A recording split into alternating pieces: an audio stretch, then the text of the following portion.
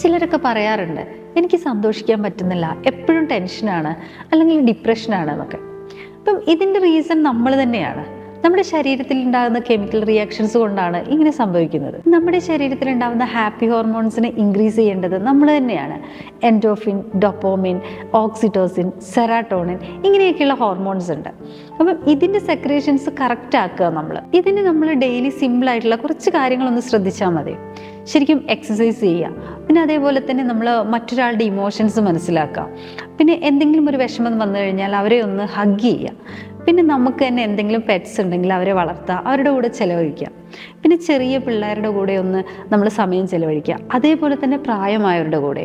അതുപോലെ തന്നെ നമ്മളെപ്പോഴും പുഞ്ചിരിക്കുക, പിന്നെ അതേപോലെ നമ്മൾ ഹെൽപ്പ് ചെയ്യുക മറ്റുള്ളവർക്ക് വേണ്ടിയിട്ട്.